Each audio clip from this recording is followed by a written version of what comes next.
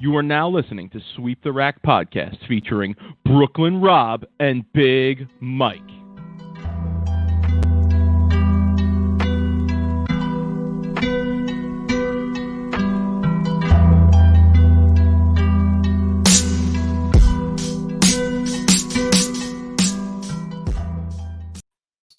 Rob, what's good, homie?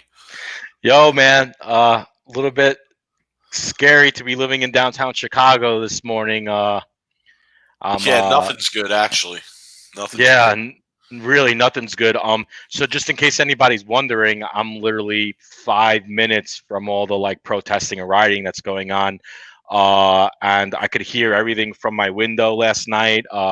It was nonstop police sirens, nonstop helicopters, and it didn't really stop until probably about midnight or 1 a.m. last night. And I was up just reading about stuff on Twitter and just kind of making sure that no one tries to burn down my apartment building, literally, because my friend who lives right in downtown over by Trump Tower was saying that they were trying to set his apartment building on fire.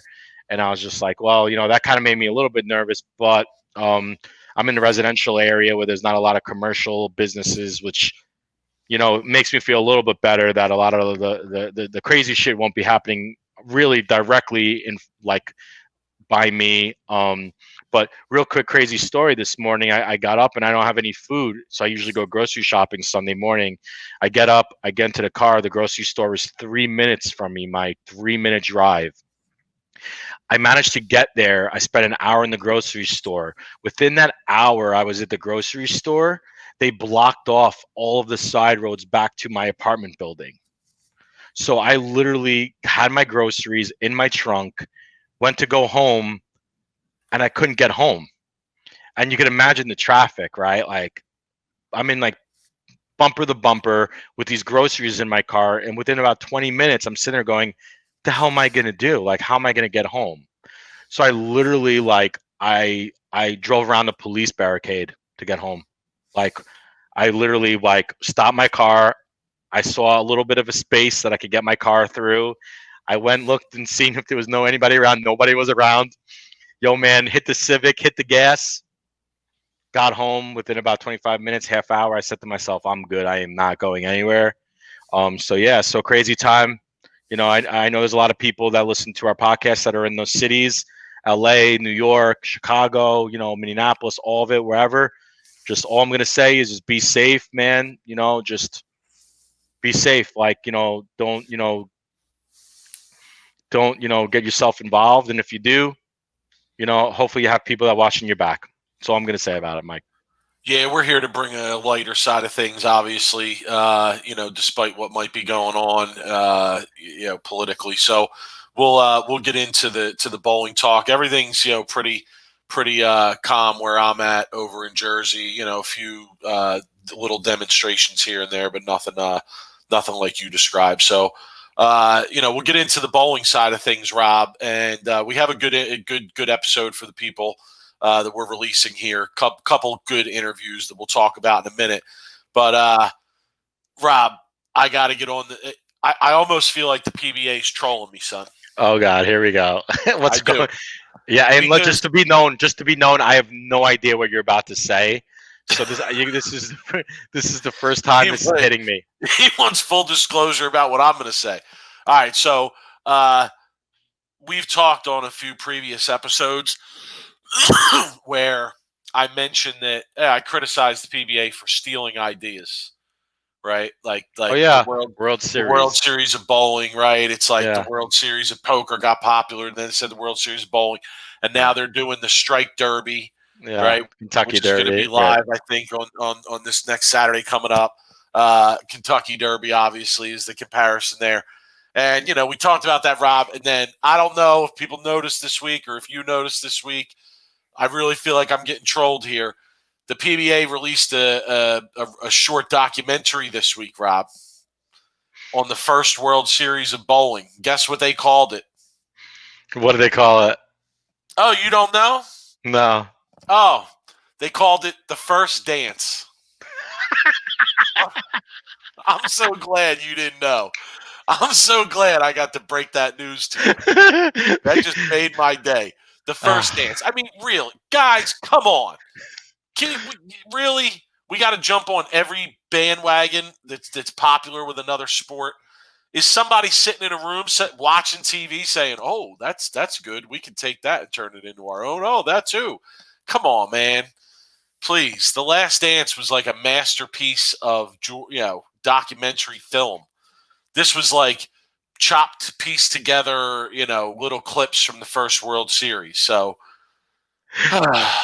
Was am I being trolled, Rob? Yeah, they're just sitting back. Tom Clark's watching this going, yeah, let's like. So let's try and predict what the next one's going to be. Let's try and identify something that's popular, and we can suggest that the PBA might hijack that too and jump on that bandwagon. Do you have a suggestion? I have a couple. I'll give you one right off the bat. Maybe we could do Monday Night Bowling.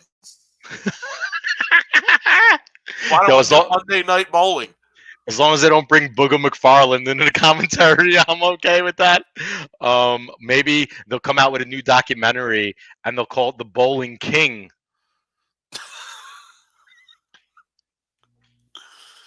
Oh my goodness. Oh my goodness. I can't. So yeah, the first.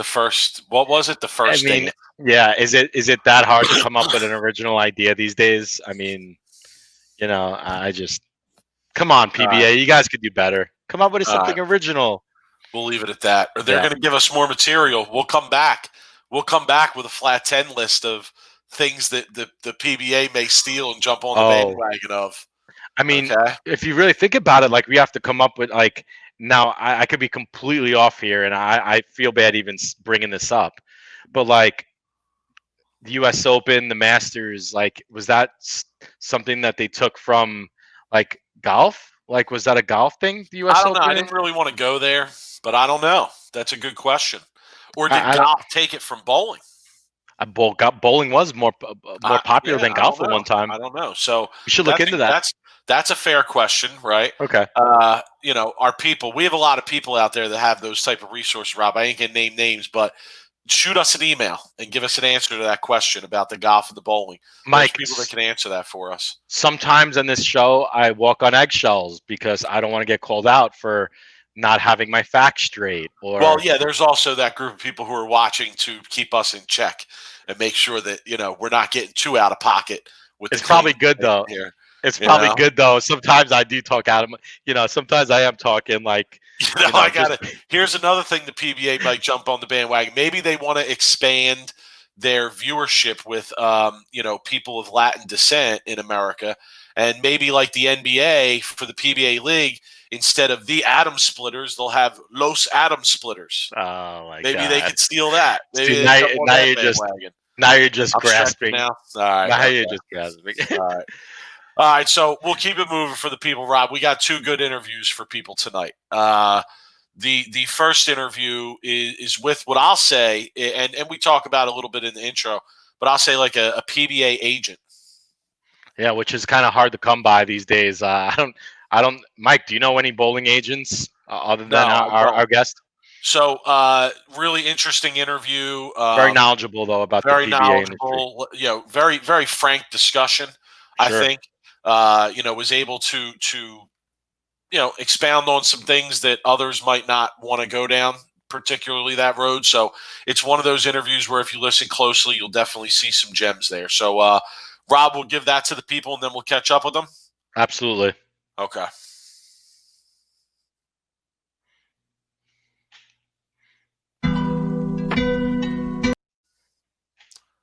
Okay. Now, so we just finished it up. So let's just, we'll jump into the. Okay. All right. So, Rob, that's the first of two interviews that we have for the people tonight. And the second one, not to throw any shade towards Bruce in our last interview. That was a hell of an interview. But our second one might be even better. I mean, I have some great stories about our guest, DougKent, who actually I crossed paths with back when I was a junior, and I talk about it during our interview with him. And known Dougie since I was a kid. And yeah, I'm excited about it because like this guy threw the ball amazing, was a great bowler, and was unbelievably like clutch too on television. So yeah, we bring up an old video where he actually had hair, so that's kind of interesting, and we get into that a little bit. So yeah, we're gonna give the people that, Rob, and then we'll be back to wrap it up. Sure. All right, so Rob, as we have been doing, we've been switching it up with the guests a little bit just to keep things fresh and go down some roads that we don't necessarily get to go down when we interview straight bowlers or PBA players. So tonight we're going to bring somebody on who has a background in, I guess it's fair to say, Robbie, like being an agent for PBA players. Yeah, this is a topic that I'm pretty passionate about, just in the fact where the industry needs more people getting more money into the Pro Tour. So this exactly can't come from the Pro Tour only. Other people need to kind of step in, help out, let alone be it other organizations, let alone be it people just looking to, get involved. And our guest, Bruce Falcon, is safe to say PBA agent. I mean, that's what his email says. Okay. So I'd love to talk to him. I've had some crazy conversations with him throughout the years when I was younger, working in Bay City, Michigan, where he resides. And just real curious to see how we can kind of get into the industry of it and how we can get some more money into the PBA. Yeah, and it's interesting, Rob, like I'm sure we'll talk about this a little bit in the interview, but you look at other sports, right? And every professional athlete has an agent. And to me, the reason for that is because there's a lot of things that the agent can say or is going to say that the athlete, it isn't really in their best interest to have those same arguments. And in bowling, you kind of have a lot of the athletes, doing that themselves. And I think it puts the player in a hard position. So I'm sure we'll talk about that a little bit. But, Rob, is it fair to say like the Jerry Maguire of bowling here or what? Yeah, I mean, I think he's I'm sure he would love to be compared to Tom Cruise. All right, let's bring him on. Let's ask him. He's the. Oh, man. What's up, guys? Bruce, how's it going, man? Tom Cruise of the PBA. Yeah. Maybe 10 years ago, but I appreciate the comparison, that's for sure. Okay, yeah, I get outlandish sometimes, I guess you could say. But Bruce, welcome to Sweep the Rack, man. It's good to have you. We want to thank you for your time, up front, for taking the time. I know nobody's crazy busy right now. Not even Rob, who is like the busiest guy I know. He's not even really that busy right now. So if Rob's not busy, I think everybody's pretty good. Mike, I stopped creating my 60-second call me maybe TikTok because that's exactly what I was doing before. I swear to you, because I have a TikTok challenge for my company and it's $250. And I figured what better way to win it than for me to sing Call Me Maybe by Carly Rae Jepsen. So. Yeah. Tell them where you got that idea from. We need to post that on our Sweep the Rack. Yeah. The Team USA video. Remember when they lip sing that? You remember that whole thing with Tommy Jones and Bill? Yeah, we're trying to get hands on that video. So if anybody out there has it, we need that. But Bruce, welcome, man. Again, thank you for the time. I guess we want to start is give our viewers a background of your bowling. I bowled Saginaw Valley, collegiate national champions in 1991, beating Nebraska, then Wichita. All right. Bowled the tour for a little bit, minor success, couple of seconds in the regionals, a sixth place on the national tour. And I just realized I wasn't quite good enough to compete week to week with those guys. I was there for that run when he finished sixth. In North Carolina? No, was it? There was one tournament I was there. You made a really good run. It was like a top 8. You were in match play. Maybe I don't Whatever know. it was. U.S. Open or the Worlds one year, I made a good run the last 4 to get in the number. I won a went 100 over the last 4 to get to the number at like even or something. But my best run was in North Carolina. Oh, I was lost it? the show. Oh, well, I was following. I remember it was crazy. It was crazy hype in the crowd. But Bruce is a player, Mike. You know, don't let those good looks fool you. You know. At one time, I could play a little bit. So, how did you originally get into the game, Bruce? I started bowling. My mom, a single parent, she used to drop me off on Saturday mornings at a bowling center in Royal Oak, Michigan called Your Belinda. And she would go do her grocery shopping and then, come back and watch me bowl the last game or two. And then I got better and better. They had a junior circuit, Michigan Junior Masters Association in Michigan, founded by Dan Ottman, and just got more and more competitive and was pretty good, I guess. Okay. All right. Interesting. And then, you bowled on tour for a little bit. As you said, you kind of came to the realization that it wasn't going to be something you did for a career.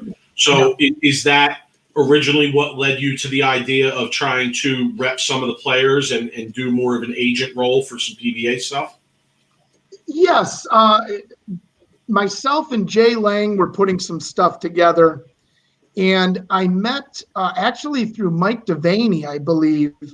He had introduced me to an agent by the name of Darren Heitner, who is now quite a big player in contract law for a lot of professional athletes outside of bowling. And we just started working on some stuff for the players. We had a complete kit of all the players that we were representing at the time.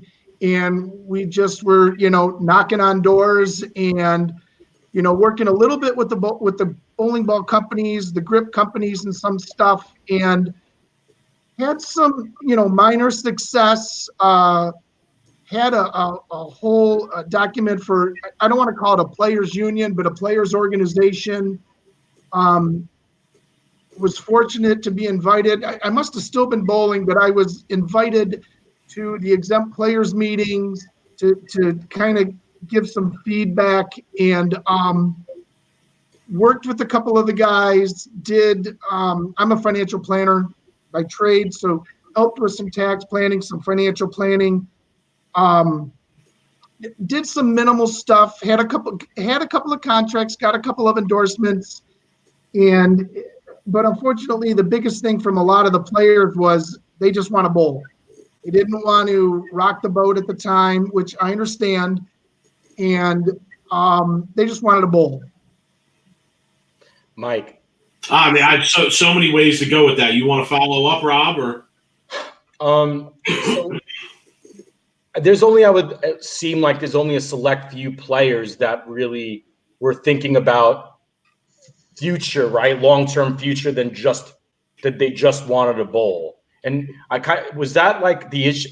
And I guess, like you said, I'm at 100 questions going through my mind right now. Sure. But would you say that was like the main problem is like the players weren't on board with you or somebody else maybe representing? Like, why was that? I don't know. I mean, a couple of guys had, like Walter Ray had somebody. I want to say Chris Barnes had somebody. We worked with, we being Darren Heitner and I, we worked with Belma, with Jason right at the beginning on a couple of things. And it just wasn't gaining the traction. I don't know if it was just this misconception that I was going to go to Brunswick and say, Joe Bowler isn't signing unless you give him $100,000 a year, some outlandish stuff. I was in it more for building some credibility for the players, for even the bowling ball companies, so they could, it makes sense for them to talk to one guy and then, rep his players and then, kind of move forward from there. And I did work with Lori at Turbo a little bit on a couple of the deals with like Robert Smith, stuff like that. And it was working. It just wasn't going as I had thought maybe it would go. Everybody, the bowling industry, everything's still a little too secretive. Let me speak 10 years ago. Like, nobody wanted to know what anybody else's contract was, or they weren't going to tell. and it was just cracking all the way in getting a Brunswick or a Storm to talk to an agent. Maybe they felt that was going to, wreck the relationship they might have with the player, or the player that they were paying 20 grand to maybe now wanted 40.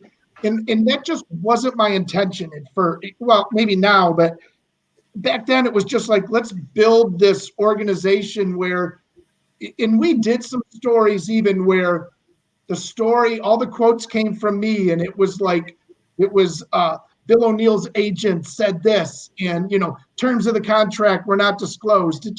It gave some credibility, but like I said, the traction just didn't keep going.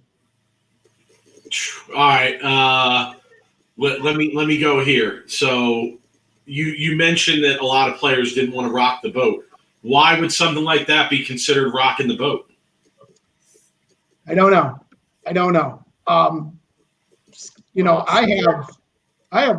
I have probably 20 contracts from all the guys that were in initially.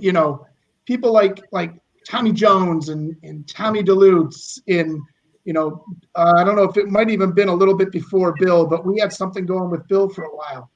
Some of the top guys, yes, but some of even the fringe guys were just like, I just want to bowl. I don't want to cause any flack. And it might have been because the PBA might have been a little bit on some shaky ground. So, I think the money just took a dip after the owners bought it. So, it just wasn't a good time in professional bowling. The prize funds went from 40,000 to first down to 25. The money was just not there. And, it just seemed like the guys were like, we got something, let's, we're just going to keep going with what we got. Okay. So you spoke a little bit there about what sounded like a players union, right? So, that's a scary word. Yeah. Well, listen, people. I think it was a players organization. It was an outline. As a matter of fact, I did not draw it up, but somebody gave it to me. I'll gladly give it to you guys when we're done here, just for you to review. And it wasn't so much about, in this situation, the players can't say, we're not bowling unless you raise prize funds. It's not baseball. It doesn't work that way. But it would have brought people together to, just talk about the ins and outs, maybe what's going on behind the scenes of the tour. It wasn't so much about the money. Sure, the players wanted more money, but you can't just, it's not like the PBA is making 30 million and the players are getting 2. It's just, the ownership when they bought it in 01 sunk, 30 million into it over the years. They were losing their ass. So obviously it wasn't about money, but it was just trying to bring everybody together on things. And I don't know, but I think it's kind of, there's a players organization now, or a handful of guys that do have some input, is my understanding now. Yeah, well, that's why I asked, because a lot of people may not know this, but the PBA players are kind of independent contractors that are at the whim of the PBA. So the PBA says A, B, C, or D. They have no choice but to either go along with it or not bowl or not participate. Right. As Steve Miller said, you could always bowl the other tour, Yeah. And that's how it was. Yeah, so I just find it interesting, and that's an aspect that I think a lot of people might not know, that, hey, these guys really don't have too much power out there. And you see other sports organizations where the players do have a level of say and a level of power in what's going on. So it's just interesting to see that. Is $100K outlandish for a ball contract, Bruce? I'm sorry? Is $100K outlandish for a ball contract? Well, if I were to guess, there's not more than 3 or 4 guys that have that. That's up there. Compared to other sports, it's not great, but you got a couple of guys. Obviously, Belmonte, Barnes. I don't know. I'm not privy to Tackett's contract or Jesper or Buttruff. I said if they could get that, I don't want to put the game down, but it's bowling, and we're not going to get 80,000 fans in the arena to watch. So we're never going to have a multi-millionaire in bowling. That's just the reality of it. But if somebody can come in and have 120 in endorsements or contracts with ball companies before they step on the lanes, that's good. I mean, we can shoot for the stars, but, just get what you can right now. So let me ask, because you brought up something interesting that I definitely want to talk about. You said that bowling will never be like a big multi-million-dollar like sport, right?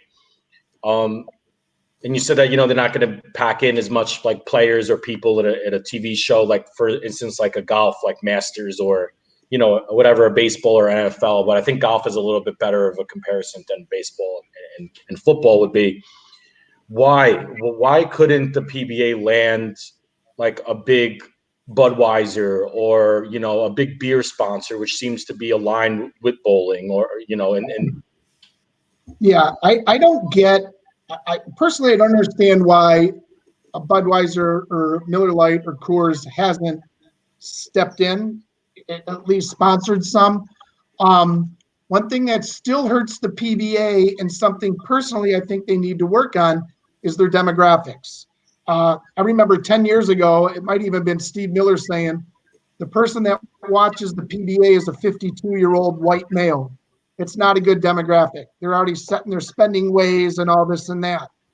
I think the PBA needs to, I don't know if exploit is the right word, but get more involved with high school bowling and college bowling and turn the kids onto them, a little earlier. There's many things the PBA could do better to get their name out in the public. A lot of people still don't even know there's professional bowling, and that's the PBA's fault. Whether they don't have the money to do it or whatever, bottom line, that's they're missing out on that. So real quick, because my dad actually said something interesting a couple months ago when I talked to him, that the PGA runs like youth clinics all over the country, where they'll go and they'll run free youth clinics, right?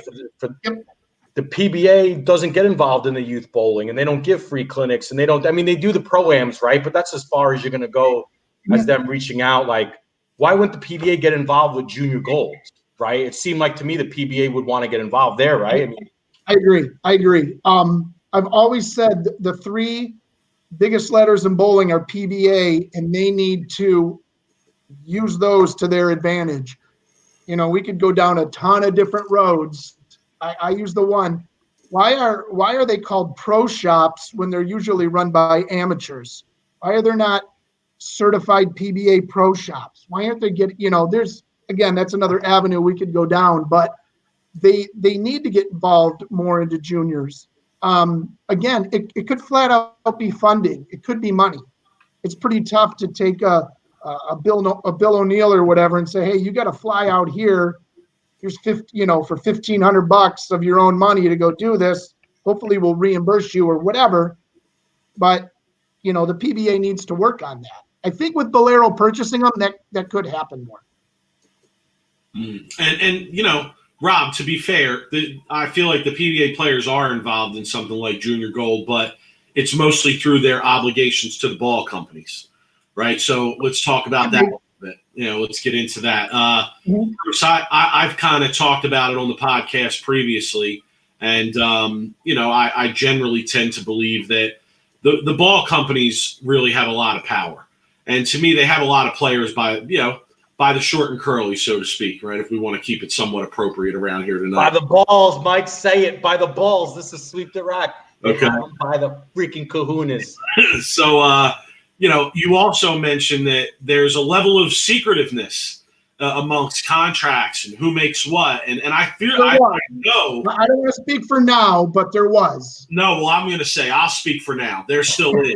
I can absolutely confirm that there is a level of secrecy behind who makes what and who has what contract. So in other sports, you see, oh, okay, this quarterback gets paid this amount.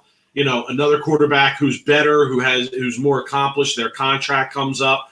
They now want more than that previous quarterback. In both, can't, if it's so secretive, you can't do that. So a two-part question here.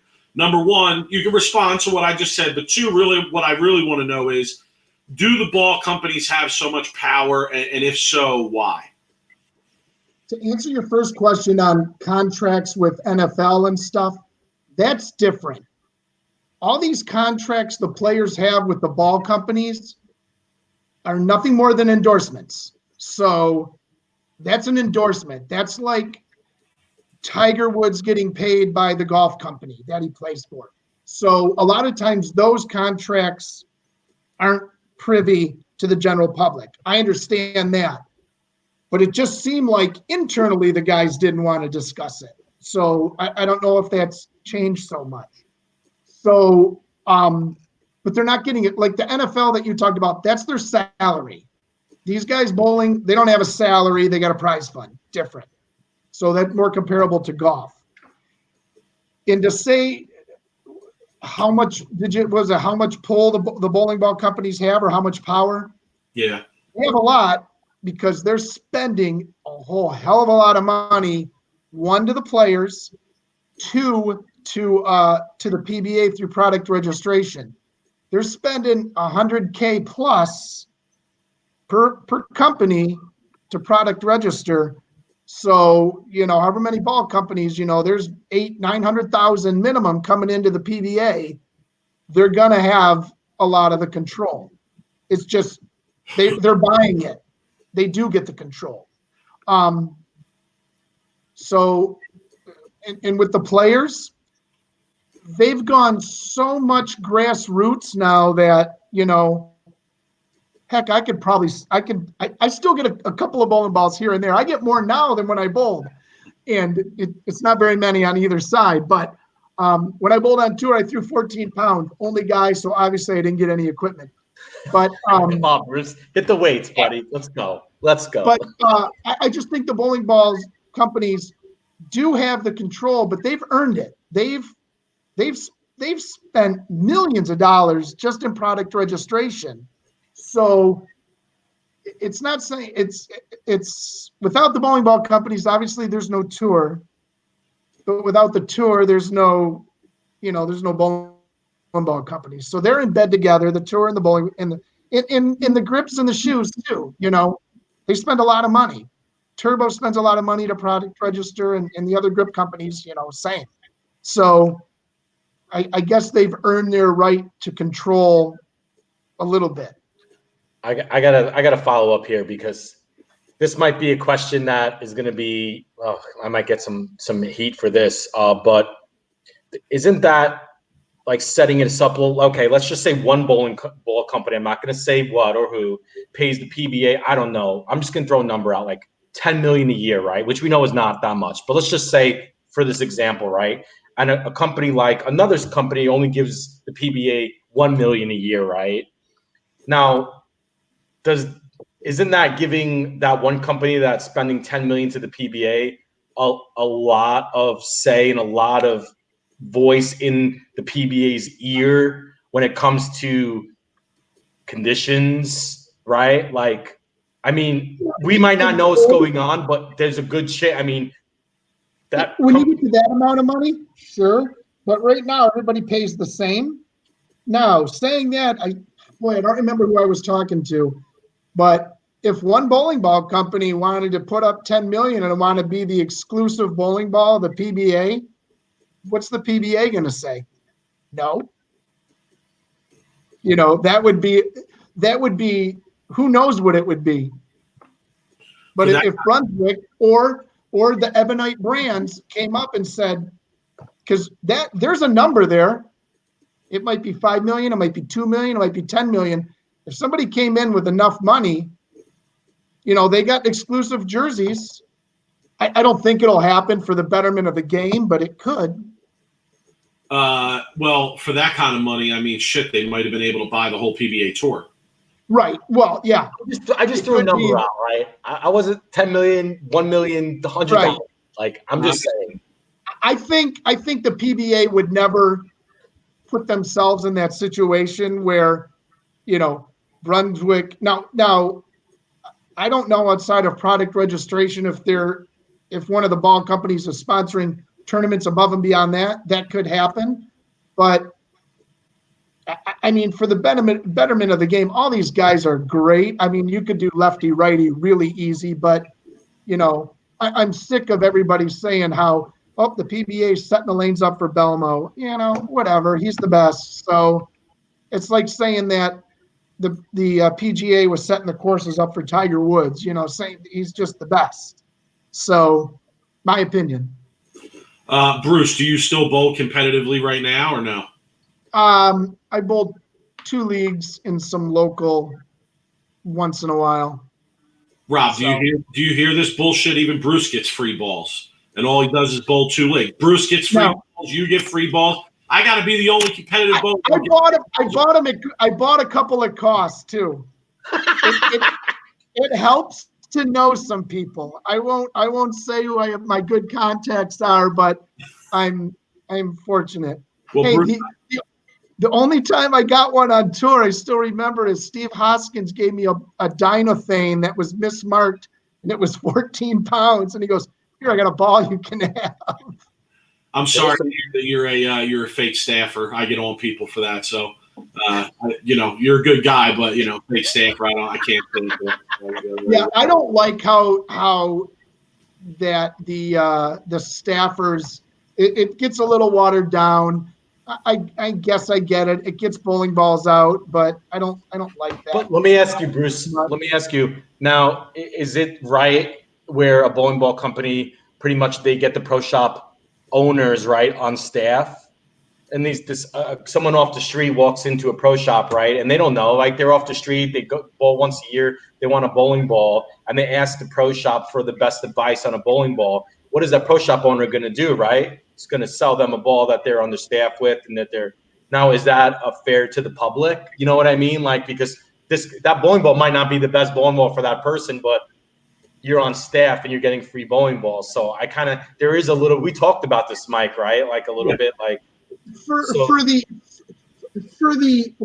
a bowler that doesn't have any bowling balls and is going and buying a 1 ball.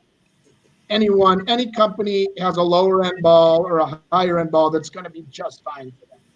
So yeah. I don't. It's not a major thing for me. That doesn't. No. Yeah, I'm more interested in the sponsorship. So you follow the PBA today, right? You watch the shows. Yeah. Yeah.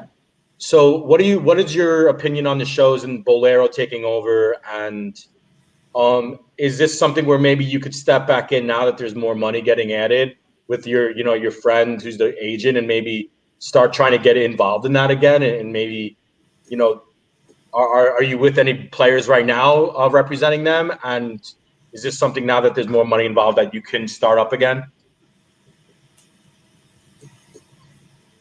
Oh, I don't know. I lost him. That was a good interview, though. Yeah. It's good stuff. The PBA is going to be pissed at us again. Yeah, I don't know. You dropped. I'll edit it. I'll edit it. Yeah, someone tried calling. I'm through my hotspot on my phone. You were talking about sponsorships today. What I'm thinking. Money, yeah. And you can just get into. I'll ask it again. So I'll edit it. So I guess my question here is, the bowling with the purchase of Bolero and a lot of money getting added back into the PBA Tour. Is this something where you and your friend who's the agent, and your agent could come in and maybe start representing players again today? And are you still representing any players on tour today? I like Bolero's purchase. They have a vested interest. I like that they have a lot of playing fields to use. So I would hope they would, jumping back a little bit on junior clinics and stuff. Bolero might say, "Hey, come to our center." So that might work out as a plus. To come back and rep some of the players, I don't know if Darren is on to some, major NFL, he's buddies with Lee Steinberg and he's on CNBC and ESPN. I'm like, he would never step back to here. And I think I would work on some advisory stuff with some of the guys. I wish they all would have at least some sort of an accountant or a financial planner so they wouldn't blow all their money when they win 20 grand and spend 30. But I think Fox Sports is huge. Fox is vested far more than ESPN ever was, in my opinion. Ratings are tweaking up, but we got to work on, or the PBA needs to work on their demographics to the sponsors. A perfect example for the league, the team event, the PBA went to a major car dealer or a car company, and they were going to offer them 1 year for the league sponsorship, logo, TV, TiVo approved, all that fun stuff. They said, we will give you the sponsorship for free for 1 year to prove. What do you think the company said? No, obviously said, okay. They said, no thanks. Doesn't fit our demographic. Well, and this was a couple of years ago. Well, if you can't give it away, you're going to have a tough time selling it. You know, when you had one of the big three offering them free, and they said no. So that was, at that point, that's really a kick in the you-know-what, because if you can't give it away. So it's gotten way better. So how do they open up the demographic? Like, how does that happen? I mean, because just getting up TV ratings are huge, and it's trending younger from what I've seen, which is good, but it's still an old white guy's game. So and advertisers don't want to market to them. They want to market to 18 to 21 to 25-year-olds. So that's why the PBA needs a stronger in high school bowling and collegiate and juniors, you know, golf. Again, I talk about golf. The PGA has the PGA junior programs. The PBA should have the PBA junior programs. The USBC, they kind of get in the way sometimes. They don't. There's one of the things that I always, and I had a conversation years ago with a very prominent person in the sport, and I asked him what the major problem was in the industry, and without hesitation, he said, because the PBA, the USBC, and the BPAA don't know how to work together for the better good of the competitive industry. Now, was that fair to say? Yeah, I had a program, and I talked with Tom on it. I have all drawn up a certified PBA pro shops. Certain pro shops, based on who's running it, their resume was going to have be a membership organization. They were like an IPSIA, but it was going to be a certified PBA shop, and no different than when you watch a golf tournament and you see one of the golf pros is given a tip how to hit out of a bunker, and he says, go see your certified PGA professional. Why bowling doesn't mimic that? Because it can't. Because go to the pro shop where it may be a pro, but it might be a silver certified amateur bowler guy. It's too fragmented. So, Bruce, you mentioned golf and you mentioned the demographics. Like, it's hard for me to believe that there's 18 to 24-year-olds that are watching a bunch of golf. That seems like an old white guy sport, too. To explain the difference to me there. How many times have I guess as simple as this, how many business deals have been done by guys open bowling?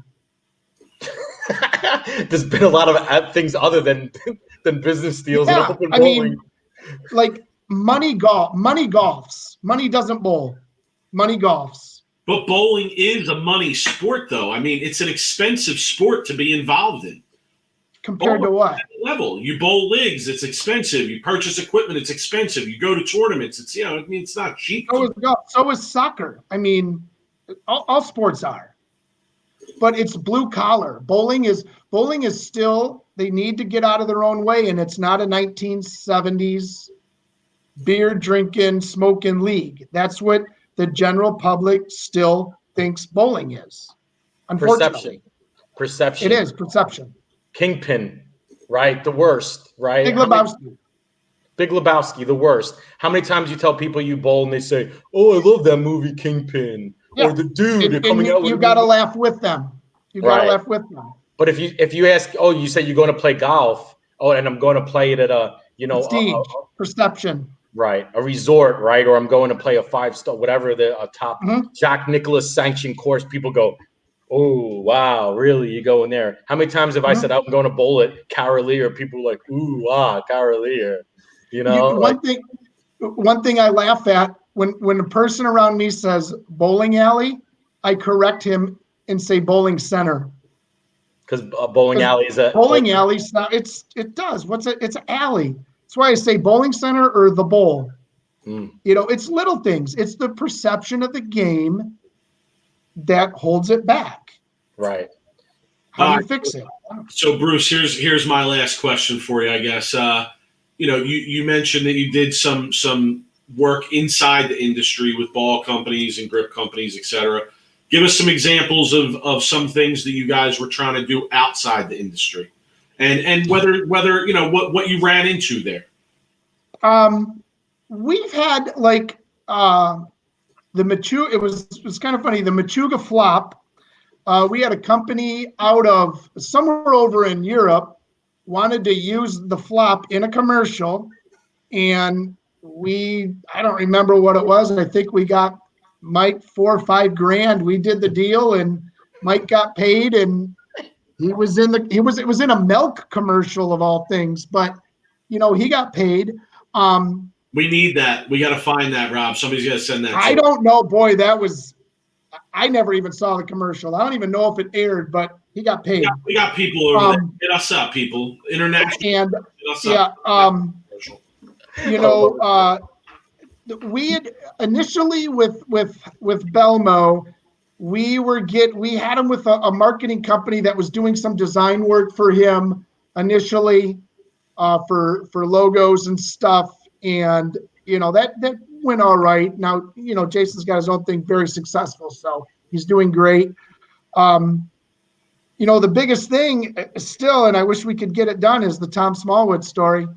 We've been so close to a movie that we could taste it, and it's 9 years later, different production company, different studio owns it. But I mean, I brought Jack Black to a tour stop. Jack Black was going to play Tom Smallwood. That's how close we were. It was in Indy. We had him at Woodland Bowl. We had Jack Black and Rick Linklater, who produces all of Jack's movies. It was them. They were doing it, and then it just fell apart. Mike, think of it this way, right? 8 Mile, right? Eminem working in the car manufacturer, and then I could just see this whole thing with Jack Black, and the music hitting, and he comes out, and I mean that's the story. But here's the thing: is Dave Smallwood, when that happened, it was huge for the PBA. They were running that story a lot, and then that's how we got contacted. Dude, that's the stuff that needs to happen, though. They need to make that happen so people get an understanding of what bowling is about. It has to go outside the bowling world, right? And I'm not talking Kingpin. Yep, there's a script. HBO had it. I mean, we were close, but just fell apart at the end.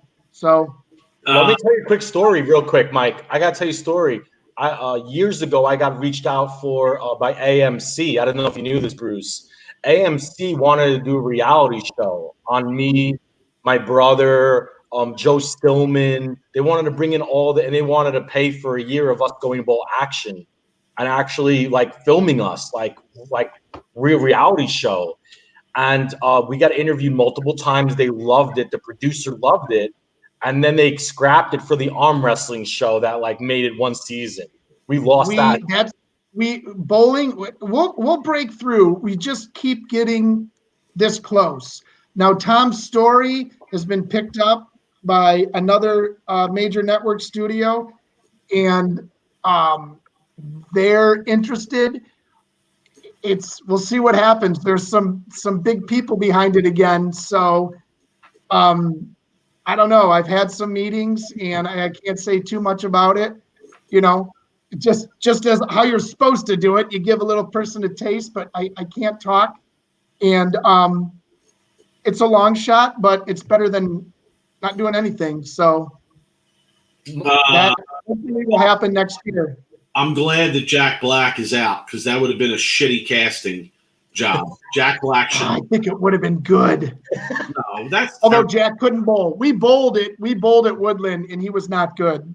We got to figure out, Mike, who would be a better actor than Black. We got to talk. That's a skit we're going to have to pull next podcast. Rob, the top 5 actors to play Tom Smallwood. I'm more concerned with who would play us. I mean, I know we didn't have a show back then, but I would expect that, especially if Bruce is involved and, you guys have a history, there'd be a sweep the rack scene in there somewhere where, we'd have 2 handsome actors, obviously, maybe a handsome overweight actor for me, come in and do an interview with Tom Smallwood, and chop it up a little bit. That would be a good scene. So keep that in mind, Bruce. And also, it would be awesome to see a serious bowling movie like that doesn't have that, the aspect. It was going to be a comedy drama, but not a comedy like, Kingpin. It was going to be the feel good. It was going to, end up the feel good movie of him winning the Open. But it was a cool ride, but it just didn't.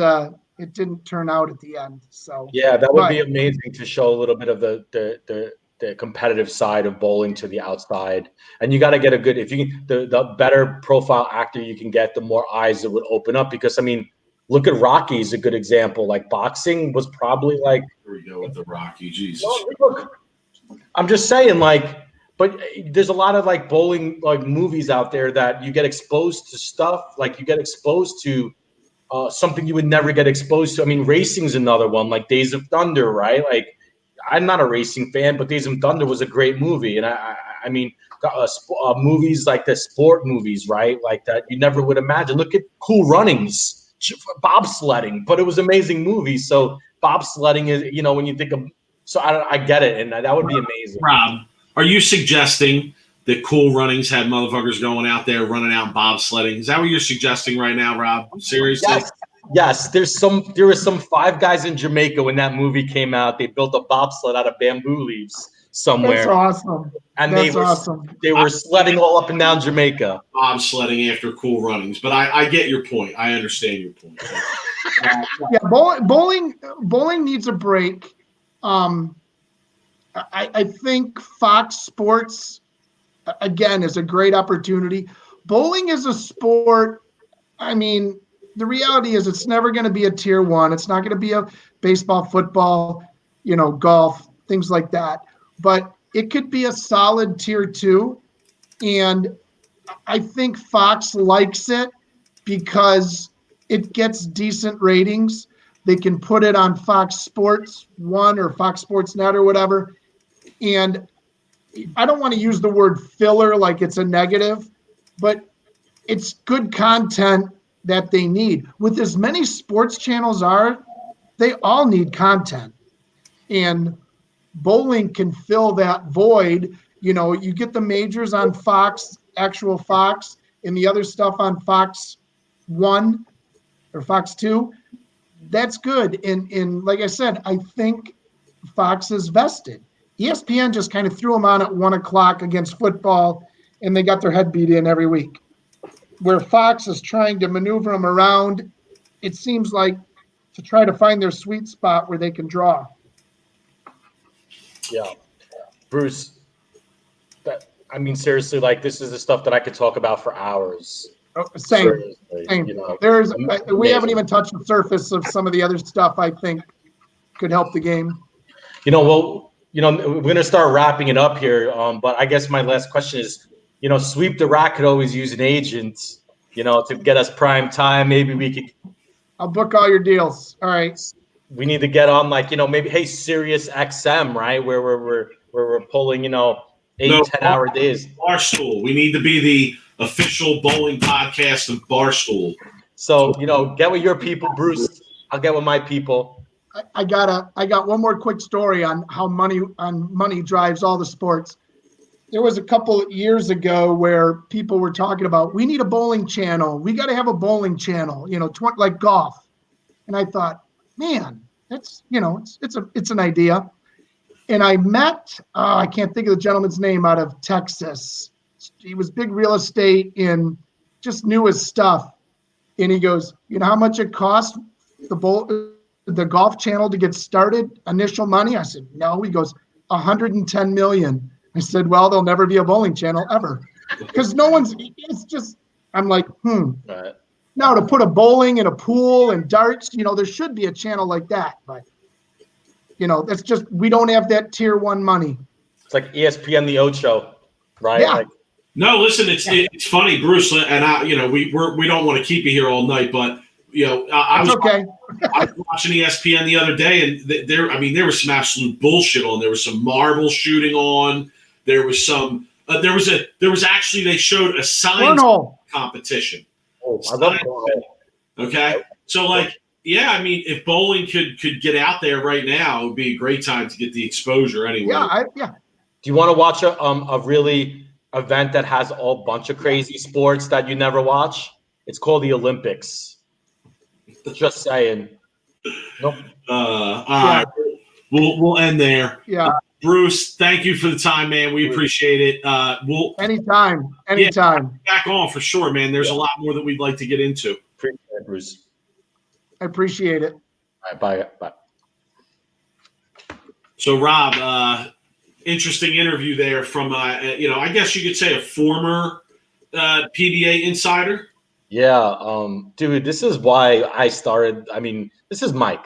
This is why we started this podcast, right? Because this is stuff that stories about Smallwood and Jack Black. And I mean, dude, you don't get these kind of stories from just interviewing the best in the world, which we love to do to hear their input on things. But these are people that I love to hear because, dude, there's so many stories and so many other things in bowling that should have been.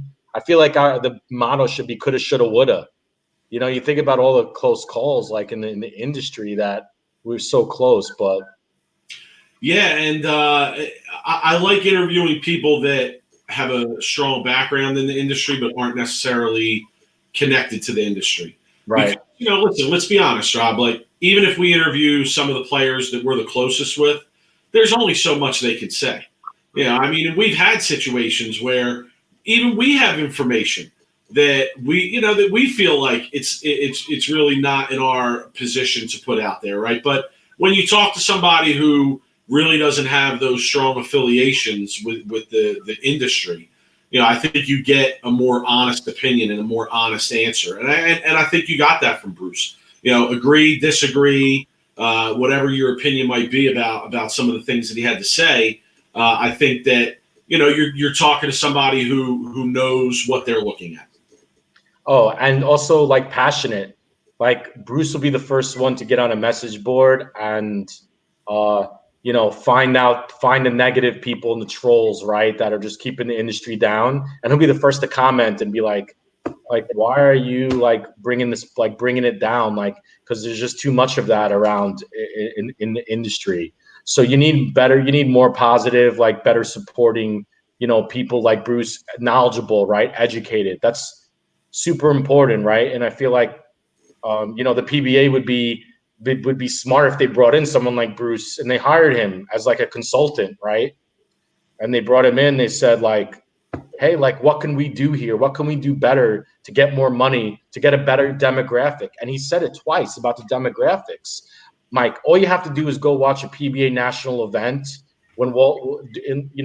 during the day on a Tuesday when there's a major going on, and there's all these old people that are watching, and it's where's the hype? And I think that's why Portland, Maine is kind of a good start, because it definitely is bringing in a younger demographic, at least in that area. I mean, they're tailgating, they're excited, they're drinking, they're dressed as bananas in the crowd. I don't know, but I feel that's why Portland, Maine is kind of exciting, because they're bringing in a younger demographic, and I think that's what kind of Bruce was talking about. Yeah, and if we had more time, I would have liked to have gotten into more of a discussion about what can be done there, the ideas that he alluded to. But Rob, listen, I would hope that Bolero, with their resources, has people, no disrespect to Bruce, that are better than him at coming up with those ideas or implementing those ideas. But I think part of the problem, Rob, is that from my perspective so far, is you hear somebody like Bruce talking. That's a bowling insider, right? That's somebody who not only knows the marketing side of things, but knows the game inside and out. And I'm not so sure that the current owners of the tour have that amongst their ranks. So, they could definitely use that side of the knowledge from my perspective. But, yeah, really interesting interview, man. I'm glad we took the time, and I'm sure we'll have him back at some point.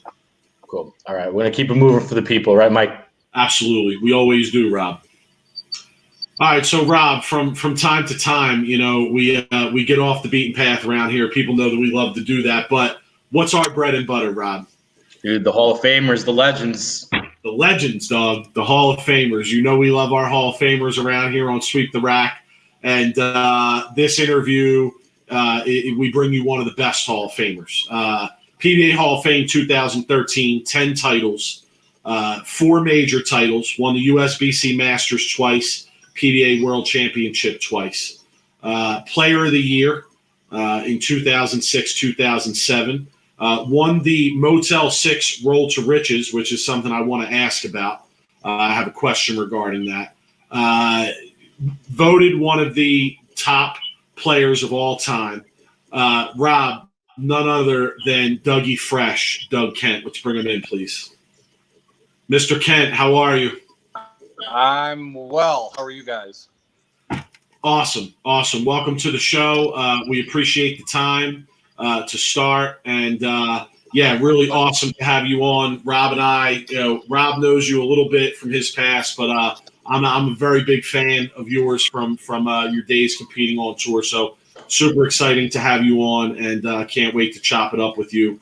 Let's do it. The first thing we always ask a guest on this show, just to give some history to our viewers, is to just give us some background on where your bowling career started and how you got into the game, how you got to make the game a profession for yourself. Sure. Well, I grew up in a very small town in western New York, the town called Palmyra. I actually grew up in Macedon, but they were like combined towns. So I went to a high school called Palmyra Macedon, and I grew up in a little 8-lane center, and that's where I learned it all.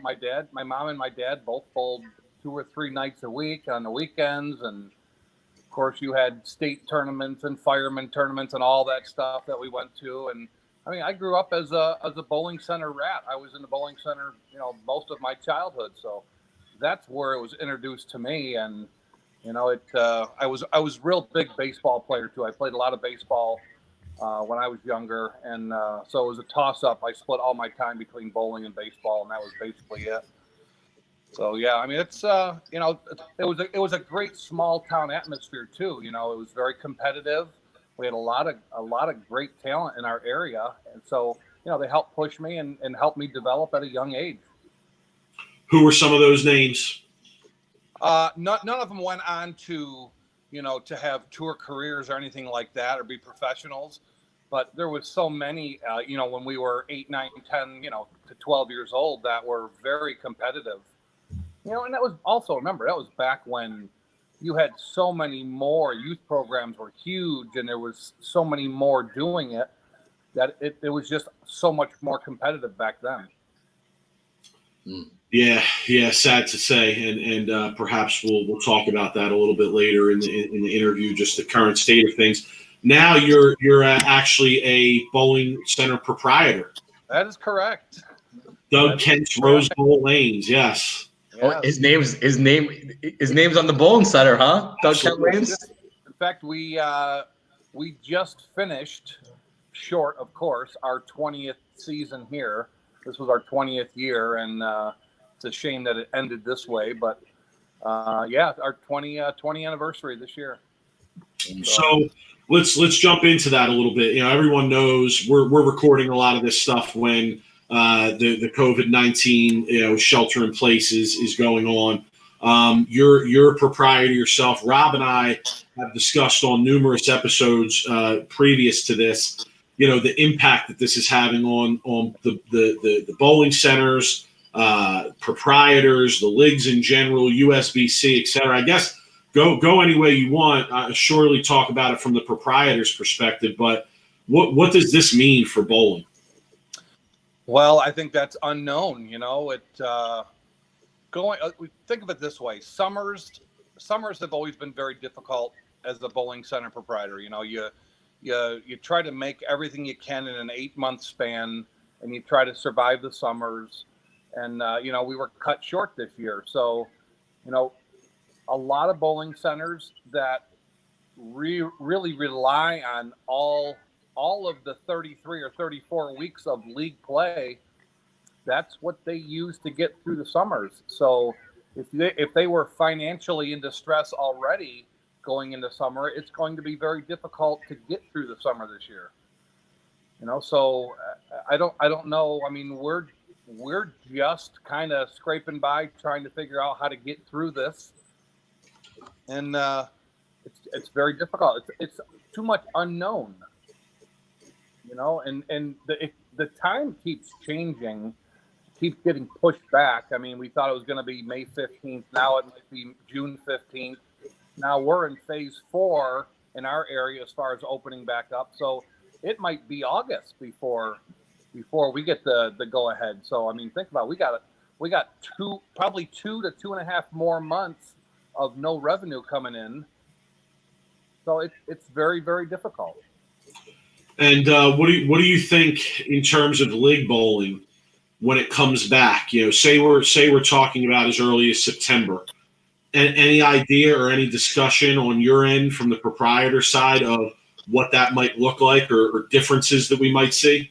Yeah, there's so much speculation going on right now as to the 6-foot distancing thing and how are people going to be terrified to come out? And I don't know. I think every town might be a little bit different, depending on your clientele. I mean, bigger cities might be a little better off than smaller towns. I don't know. There's too much unknown to figure it out, to plan. That's the other thing. You can't plan on anything because you don't know what's going to happen. That's the hardest part, is the unknown. And how do you plan for it? We've seen so many centers come up with, plexiglass in between pairs to try to keep the distance better. And I mean, how much money is a center going to have to spend to try to be compliant with what they're telling you have to do?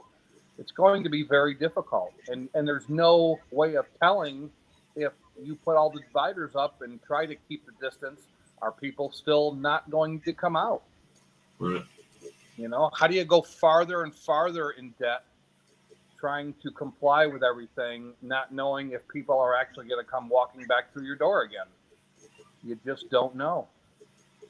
Yeah, as I said, it's been an ongoing conversation here between Rob and I. Just in terms of what league bowling is going to look like when it comes back, what competitive bowling is going to look like when it comes back. What are your thoughts on the PBA here with this shutdown? Do you see this as because me personally, I'll be honest with you, I think that the PBA could be operating right now. I think that social distancing is possible in bowling, especially at the highest level where you can limit the number of people, et cetera. And I really think this is a time where we could strike while it's hot. I was watching cornhole on ESPN the other day. I got into an argument with some cornhole dudes on Twitter today. But they're trying to say cornhole is better than bowling. I was going to smack the shit out of them. What are your thoughts on that? I mean, what do you see from the PBA side of it? Well, I personally think that there's a lot of businesses that can be opening back up now, and there's way too many opinions on a daily basis as to who should be allowed to open and who shouldn't be allowed to open. It depends on who you ask, and day to day, that changes from day to day. So it comes down to me. I truly believe that some people shouldn't be in the decision in the position to make decisions for us, deciding on whether we can survive or not. But as far as the tour itself, I think the tour can get going again. I don't see why not. I mean, if you think about maybe start it back up with limited people, limited fans in the stands, but get it underway. I don't understand why certain things aren't open right now. They really could be. My opinion. I mean, and to like further on Mike's point, like I watched the UFC on Saturday night, and it was an awesome pay-per-view, and I would imagine like even the NFL draft had 15 million views on Thursday. So like Mike said, it is a pretty good opportunity for them to put on bowling and get at least some more viewership because people are home. And it's interesting. Sports to watch. I mean, even a documentary is getting an unheard of amount of attention just because there's no sports to watch. So yeah, I just wanted to hear your opinion because it's something we've talked about on here before, and obviously it's something that you're informed of. Rob, I want to bowl at Doug Kent's Rose Bowl Lanes because I can guarantee you, if he's the owner of the place, that place has got to be immaculate. I mean, it's got to be a bowler's paradise. No, well, it's not quite that, but it's all right. It's all right. It's clean, I can tell you that. All right. And listen, if a serious bowler comes into practice, are you putting them next to a birthday party? Of course not. Thank you. That's why I want to come bowl at your center. That's exactly what I'm saying. I'd be more than happy to put out a pattern for you to bowl on, though. Oh my, Rob. Well, it's long under one stipulation. I get to videotape you bowl. Oh, that's fine. That's fine. And I get to share it. Mike's the self-proclaimed throws the prettiest ball on this podcast. Okay, I throw prettier than a lot of guys that are on tour right now. I say it all the time. I'll say it again. So I have no problem with you videotaping me. Put it out on social media. Go right ahead. Yep. And Doug, I told him that he doesn't even throw the best ball on the podcast. Ooh. Yeah, they were talking. Stu Williams was giving him a lot of shit. He was on the Chris Barnes and Stu Williams show last week. Stewie's good at that. Yeah, and they were giving him a lot of shit because he said he'd out, no doubt. He's good at that. It's all right though. I stand behind it. I have no problem with that. Mike, though, I'll tell you one thing though. Doug threw the prettiest ball. I mean, like I want to talk about how like he developed that style because when I was a kid watching. Fun. When I think of Mr. Kent's game, and again, I show the utmost reverence to the Hall of Famers around here, so I'm gonna refer to you as Mr. Kent throughout the interview. Don't take offense to that. That's okay. When I watched Mr. Kent bowl on TV, Rob, what always came to my mind was fundamentals. Oh, the basic, yeah. A lot of Dick Ricker camps, huh, Doug? A lot of drills. And I was actually very lucky at a younger age. I had people that really drove fundamentals into me and didn't allow me to do things the wrong way. They insisted that I do them. They pushed me to do things the right way. And luckily I took hold of that and I accepted that. And I accepted nothing less than that. So, you always have that to fall back on. It's one less thing that you're guessing. It's one less thing that can go wrong, and you can trust yourself more. And fundamentals are key, man. They are so important to consistency and just repetitiveness, just being able to repeat certain things. So I really want to ask because I don't want to jump to today's game, but do you feel like watching the kids now bowl, right? The not only the top pros, but just in general, like the high level players, that now the game went from being fundamentally sound to creating high rev rate and area and sacrificing fundamentals? For the most part, yes. But if you still look at the ones that dominate, that make the majority of the telecasts and are a threat to win every single week. Their fundamentals are very, very sound. So if you were to take the two, who I feel the two best players in the world right now, which is probably Belmonte and Anthony Simonson. Yes, they're both two-handed and they both have high rev rates, but they are both extremely accurate. They can control their axis rotation better than anybody else. Their speed control is phenomenal, and they're both exceptional spare shooters. So if you dissect what they do on a weekly basis, the fundamental parts are still there, and they're far better than most of the field on a weekly basis. Honestly, well said. I don't think either of those two guys, particularly Belmonte, gets nearly enough credit for how good of a fundamental player he is. If you go back and you watch tapes of when he first came on tour, early U.S. Opens, etc., he threw it completely differently than he does now, and his game is so much more fundamentally sound now than it was before. Obviously, what you brought up about the spare shooting is right on point. So, yeah, I really don't think that those guys particularly get enough credit for that aspect of their games. Yeah, and there are so many other great players. I'm not trying to take anything away from them. I mean, there are so many that do have high rev rates, and maybe they do create a lot more room, and it makes up for lack of accuracy.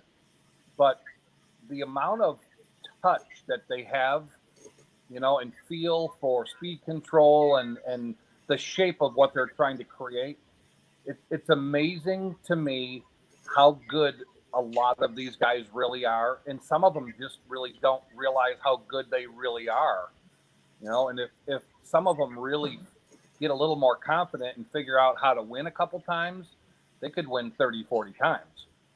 I mean, it truly is amazing what some of these guys can do with a bowling ball nowadays.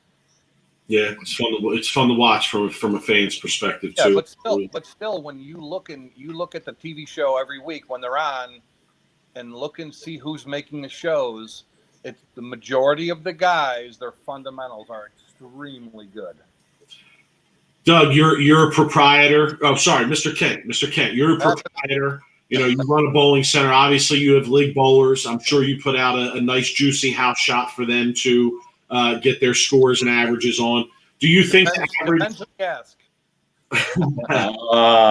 He's shutting out the league bowlers.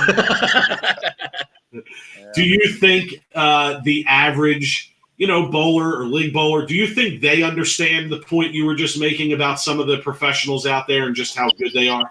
No, it's a different. It's separated so much more nowadays. And years ago when the lane conditions for leagues started getting a lot easier, and people's averages are inflated because the conditions are so much softer, that you really the league bowlers really lose touch with how good the tour players really are. They do. They're not bowling on the same thing, and it's very difficult unless you've bowled on something difficult. It's hard to explain the difference. You can't really grasp it until you actually compete on it. And I don't know if there's an answer, a way to fix that. I really don't. Not verbally. I think they have to experience it to really understand the difference. Mm. Rob, sounds a lot like the point that Bo Burton was making on our last episode. Sounds very, very similar there. It is. And I think a lot of the difference too with the lane conditions is the tour players or professionals. They, we play the lane back to front to back, whichever you want to call it, and the amateurs play it more, laterally. They play it left to right, So it's a little different too. I mean, you gotta understand distances and break points, and there's so much more. We can go on. There's a million variables, but we can go on forever about it. Yeah, we have to hear more about Dougie's days on tour. I want to get into some of the juicy stories when you were out there. Stories. Oh yeah, I know you got some good ones, and you can't be on tour. I don't know if I have any good ones. I'm sure you can't be on tour that long and not have at least a couple of. You're talking about actual bowling or traveling? I'm talking anything. I'm talking stories. Anything that sticks out. Anything that you could give to our listeners. I'll bet you've never driven in the wrong direction 6 hours in the wrong direction. Is that, I'm a say. Okay, so let's start over here. Where were you going, and where did you end up? Well, we were in Illinois bowling the tournament champions one year, and the women were bowling in Rockford, Illinois, and it was supposed to be about a 45-minute drive. Well, it ended up being we left Rockford about midnight, I believe it was, somewhere around there. And we got back to our hotel at 6:30 in the morning. Wow. I drove about 3.5 hours in the wrong direction before I realized it. I was up in we ended up in Baraboo, Wisconsin. So look that up on the map and see where that is. I don't. You see, that's funny. I drove the wrong way out of LAX one time, an hour the wrong way in rush hour, and ended up 4 hours late. Yeah, for there, yeah, for sure. Yeah. So that was one of my good traveling stories there. That was a long night. We had to bowl at 8 o'clock in the morning. What was it like? I mean, in those days there was no GPS. Right? Yeah, it was all map. Yeah, no fun. So what would you do? Just look on the map and kind of figure out where you had to go next, or? Well, I kept driving, and at this point it's like 3:30 in the morning, and I was. Do you guys know Mike Trinisky? Oh yeah.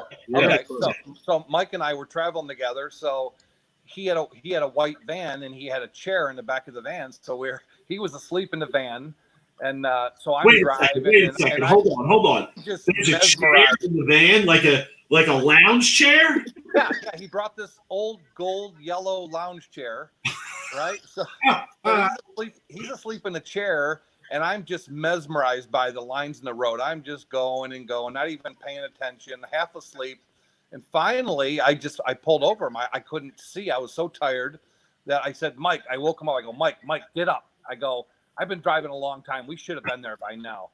So he goes, well, where's the last sign? What was the last sign you saw? And I said, well, I saw a sign back maybe a mile or so that said Baraboo. And he goes, and he gets the map out, and he's like, oh my God, do you have any idea where we are? Oh man. So we turned around, made an illegal U-turn. We turned around, and we got about a mile down the road, and I said, I'm too tired to drive. I can't drive anymore. So he had to drive the rest of the way back. We got back just in time to basically shower and go to, I think we had a bowl practice session. So not only did you go the wrong way, but once you figured out you were going the wrong way, Doug says, hey, Mike, I'm done. Like, you got to get us back. I'm going to sleep. Yeah. Well, that's why I pulled over originally, because I couldn't barely stay awake. Oh, my God. So if you ever talk to Mike again, ask him if he's been to Baraboo, Wisconsin lately. He'll crack up. Now, did you sit in the passenger seat at least with him, or did you climb into the recliner and get some sleep? I went back in the chair. Oh, my God. That's even worse. I would have been mighty pissed off of you if I was him. Oh, yeah. No. I was going to sleep. Oh, my goodness. Who were some of your roommates out there on tour? Who were some of your roommates? I had a lot. Actually, I roomed with a lot of lefties. I had a lot of left-handers. Parker, of course, Couch, Patrick Allen. You guys remember Peter Hernandez? Yeah. Peter Hernandez from Florida. John May, Scott Terzo from Rochester, who was one of my original roommates on tour. Ken Moscato, another lefty. Oh my God, there's been John Gant. Remember John Gant? Yeah. Oh, the buzzsaw. John Gant for a while. Eric Ramos. Oh my God. Why so many lefties? You know, I don't know. I think a lot of it had to do with I didn't want to discuss lane conditions with other right-handers and get thrown off of what I saw and what I was going to do. I didn't need to hear another opinion on what to do. So I just thought it was great, and I didn't like to talk about it after anyways. Once we once we were done off the lanes and we left, that's it. I didn't want to talk about it anymore. I didn't want it to consume me. It already consumes you when you're on tour. So I mean, you need a break. So I used to like to just get out of there, do whatever, go just veg out, eat, whatever it may be, and just not discuss bowling. So who was the most out of all those players? I could go so many directions with this question, but who is the most, like, I guess, fun or most interesting, or like the most memorable moments you had when you were on tour? And with as far as roommates, you mean? Yeah. I think my longest roommate I had was Patrick Allen. We roomed together, I don't know, probably close to 10 years, something like that. Oh my goodness! So you have some stories. We interviewed him not too long ago, and two things I want to throw in there. Number one, he popularized the term mop. That's number one. Number two, strange dude, Mr. Kent. He used to go to the bathroom in his socks. So, you know. He did a lot of things that were a little different than most. Yeah, no, but he was a great roommate, and he was a great competitor, and he helped push me, because there was, a part of my career towards, I'd say, like the last 5-6 years of my career that I was ready to be done, and he kind of kept me going and kept me alive and kept it fun, and made me work harder at it. He was a big practice guy. I mean, he practiced probably more than anybody that I could ever think of, maybe with the exception of David Ozio in my early days. He just practiced nonstop, and PA was the same way. And he helped me a lot. He helped me stay going and really put my time in and keep working at it when I was ready to hang it up. So, but we had a lot. We did no real big stories. None of us ever got arrested or anything like that. But hey, Belmonte got arrested. I don't know if you heard that story, but yeah. Who got arrested? We had Belmonte on a couple of months ago, and he got a confidence. What is the word I'm looking for? Detained in the Middle East, in a foreign country for taking pictures of what ended up being the prince's castle. Yeah, I heard that story. Yeah. He. I'm trying to think of where he told that story just recently too. Yeah, I think we were in the players' room at the U.S. Open either last year or the year before. And he was talking about that. That was a good story. Just taking pictures. Yeah, we photos. They wanted to steal his camera. Yeah. We love those good ones on Sweep the Rack. So Rob, I think it was in China, wasn't it? Or Korea? No, it was the Middle East. Yeah. I think it was like Saudi Arabia or something like that. Or Kuwait. That's correct. Yep, I remember now. Yeah. Rob, Mr. Kent didn't want to talk about the lane conditions himself when he got off the lanes. He just wanted to listen to the lefties bitch about the lane conditions the whole time. That never happened. I never heard a lefty complain ever. Never. He's covered. Listen, I can tell you this, that rooming with PA for probably close to 10 years, I never, ever heard him once ever complain about the left side not being good or anything like that. And most of the time, when the left was good, he would say that the left was good, or the left was too easy, and it was ridiculous, unfair for the right-handers. So yeah, I mean, he that's different. I never heard it. He always said that, what, I don't care how hard they are, I should be able to figure this out, and he would just put more time in to figure it out. Yeah. And I think I really liked that part of him. There was no excuses ever. I just didn't throw it good enough. And that was his motto. I got to throw it better. I got to be better. I got to work at it, and I got to throw it better. So that was one thing that I really liked about him.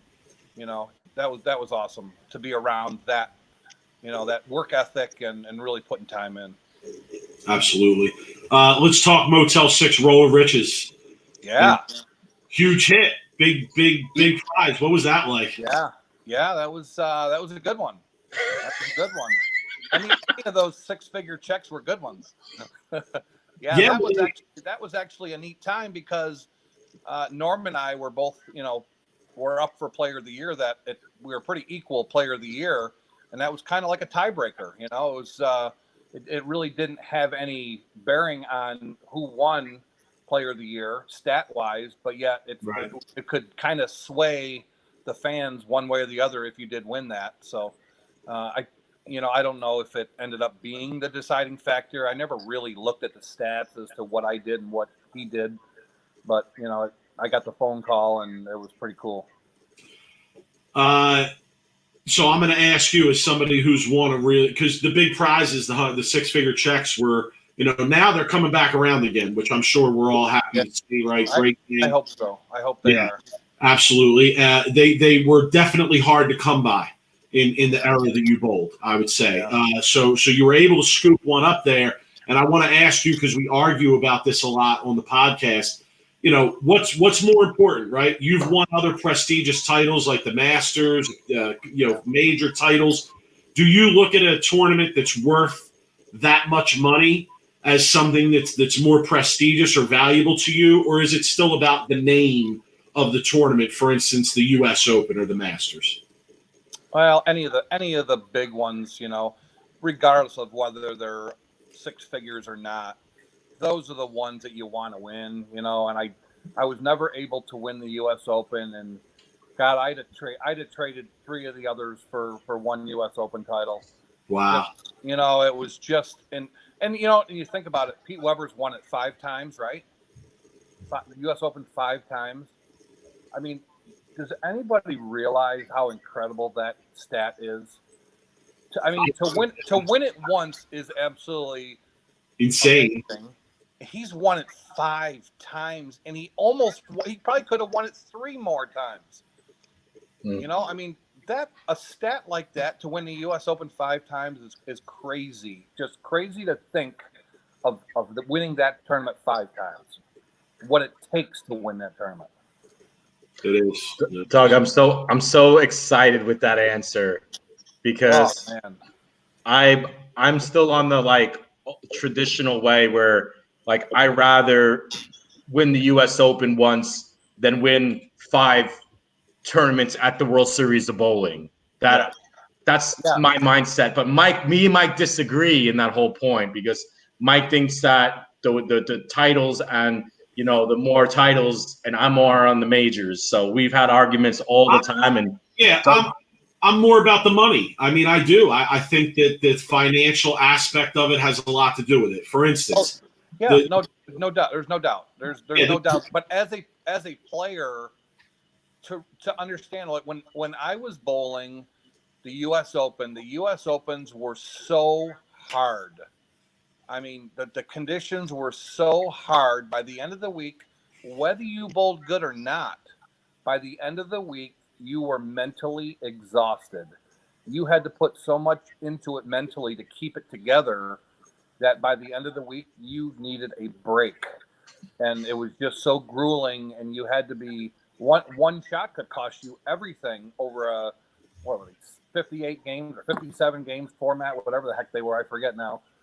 But I mean, over the course of 58 games, my God, the highs and lows and the mental breakdowns that you could have throughout that long of a week, it beat you down so hard, so bad that's what made that tournament so prestigious. That if you made a TV show at the U.S. Open and you actually put yourself in position to win that tournament, I'm telling you what, every player would take that over a couple other wins anywhere else, any day, any year in their career. Interesting. I just think it's an interesting dichotomy today too, because you have some events on the PBA tour, majors as well, where the money's getting pretty big again, 6 figures, and you have the USBC kind of going the other way, where the prize funds are getting a little bit smaller for some of the events that they run, namely the Open and the Masters. So I don't disagree with you about the prestige, but I just think if you compare a major championship to a major championship, and one is worth 6 figures and one is worth 30 grand, to be honest with you, I don't care if it's the U.S. Open or not. I'll take the one with the 6-figure paycheck. Oh, for sure. I mean, of course you want the money. I mean, there are very, very few professionals that are becoming millionaires, are living a extremely comfortable life as a professional bowler. So of course the extra dollars of course, can make a big difference in someone's career. It's just the way it is. You're the regular weeks where you're cashing or you're making the finals, you might pop a show here and there.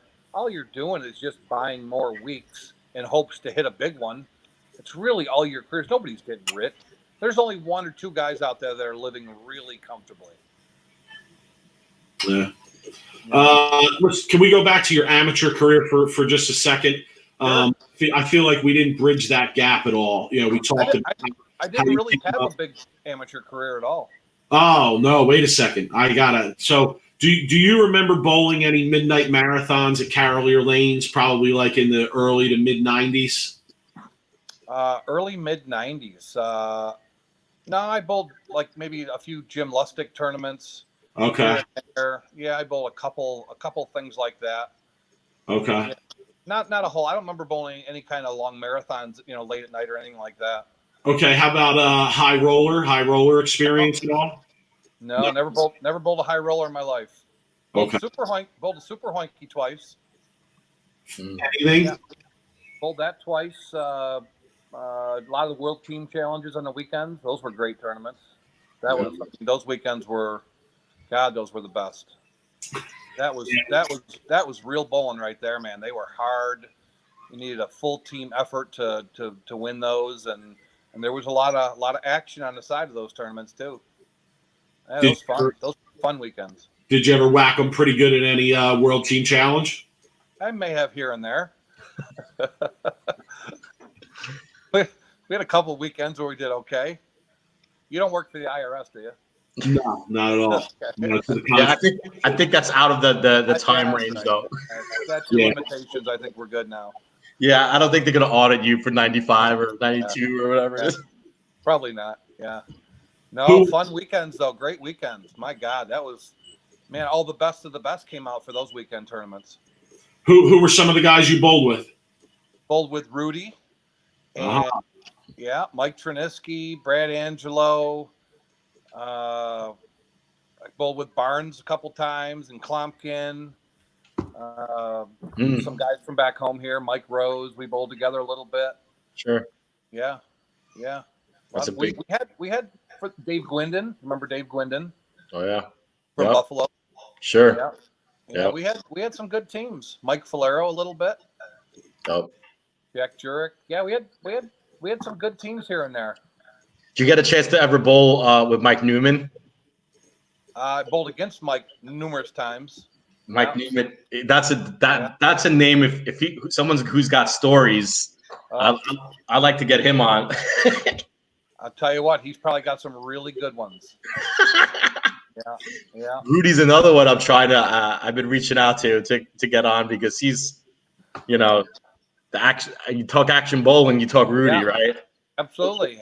He's probably got some great action stories for you. I mean, I remember going to watch some guys bowl action. I bowled a little bit, but not a whole lot. But I went and watched Rudy a lot of times bowl action. Yeah, I mean, watch Norm and Ozio and Rudy and Barnes. I mean, a lot of guys bowled action. And but Rudy's got. I'm sure he has some great stories for you. Yeah, I gotta get him. I've been trying to get him on. So if you still talk to Rudy, Doug, you throw him a shout out and say he's got to come on and talk to us. I'm trying to. I've lost touch with Rudy. I haven't talked to Rudy in, I'll bet you, probably at least 10 years. Yeah. Down in Mississippi, doing his thing. So I don't think he bowls at all anymore. Wow. Yeah. Rob, I'm going to throw a stat at you, and I want to get your reaction before we get Mr. Kent's reaction to this. 35 TV appearances, okay? 227 average on TV, right? I mean, when I saw that, I said, damn, 227 on TV. You ready for this, Rob? 39 and 26 on TV. Damn. That's better than I thought. 227 average, 39 and 26. I mean, that blew me away, honestly. Wow, blew me away. When the lights turned on, Doug, it was no joke. He turned up the game. But does that say that number one, either you were bowling great competition normally when you bowled, or number two, that you brought out the best in people. They knew you were going to give them your A game, and they had to raise that. I mean, 227, I would kind of expect a better record there on TV with that kind of average. Well, look, it's funny you said what you just said a minute ago about when the lights came on, because that was one thing that, and I don't know why, but whenever I got to a TV show, for whatever reason, I had unbelievable concentration. I didn't have distractions. You could have shot a gun off in my approach, and I wouldn't have heard it. I don't know why, but when I would get into match play on TV, it's like I was in a different world. I didn't notice anything going on around me. Half the time I didn't even know when it was my turn to bowl. I was just so into whatever I was thinking at the time that I had to have the production crew tell me, all right, Doug, it's your turn, get up. And then I get up and go bowl. I mean, a lot of time I wasn't paying attention to either my opponent or the surroundings. And I don't know where that came from either. It just happened. Maybe it was just some kind of inner thing that I was born with. I don't know. I couldn't tell you, but it was great to have that concentration on TV. It definitely helped me. I can tell you that. It helped me get through a lot of matches. Yeah, it helped the average too, because the average on TV, like I said, is looking healthy. Damn. Yeah, I didn't know it was 227. Wow. Sometimes it didn't seem like it was 180. Rob, we have a clip here that we want to take a look at. No? Yeah, let's bring it. Yeah, this is the 1989 PBA Eastern Regional Open from Mechanicsburg, Pennsylvania. Oh, a regional. Okay. Yeah. Yeah, I was using a blue pearl hammer, I think. Was I using a blue pearl hammer? And he wipes it off with a towel. Here it is right here. A lot of times when a game gets close, it definitely is a blue. This would be Doug's second blue pearl regional hammer title should he go on and win this match and in the finals. Mark Bowers. Look at that form. A regional championship. I picked a bad shot, Doug. The seventh frame. Rob, pause it for a second. He had his Okay. How did that not hook? Rob, look at that form. Look at that hair, son. Yeah. Look at that hair, son. Oh, my God. That was my blow dryer and hairspray days. Wow.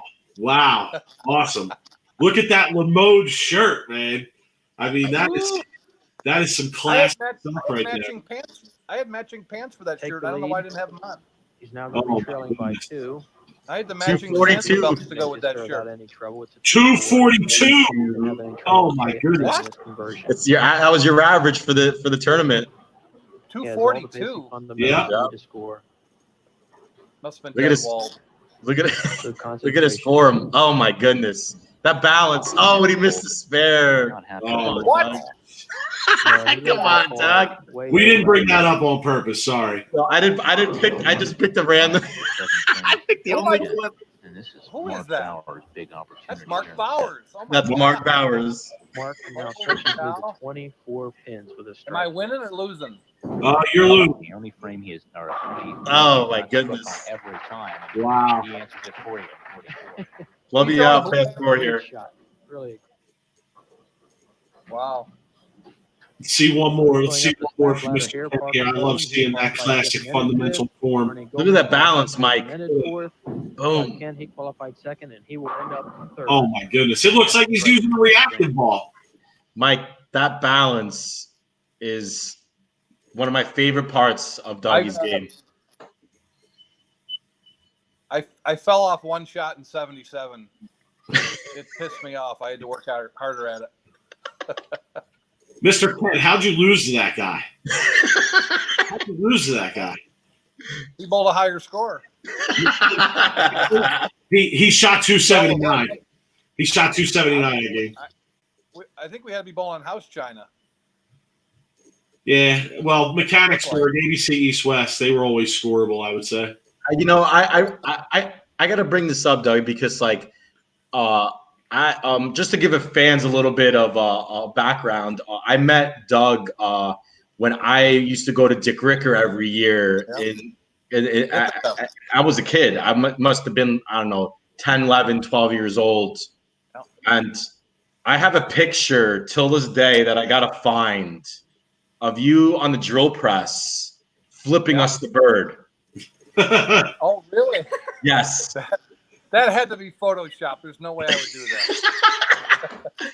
And I swear to you, that picture, like as you became, you made more shows, and it's somewhere. I gotta find it. I gotta talk to my mom. I gotta talk to my brothers and see if I could pull that picture out and send it to you, and maybe with your permission, even put it on our social media because it's hilarious to me. But Mike, just a little bit of background. He drilled us and my whole family gold rhinos that day. Gold rhinos. Wow. Pearl gold rhino pro. Mm-hmm. And it was the best fitting ball that I probably had. I bowled my high score like a week later after I left Dick Ricker with that gold rhino. So how long did you how long did you work with the Dick Ricker camp, at least drilling the bowls? Was that just one summer or did you do that multiple times? No, I did it the one summer and that was it. And I don't even remember what happened. Joe Schulich had the pro shop. Whoops. Joe Schulich had the pro shop for the Dick Ricker Academy, and Brian O'Mara was doing it. And something happened with one of the guys and couldn't be there, and I filled in last minute to do it for the week, and it was fun.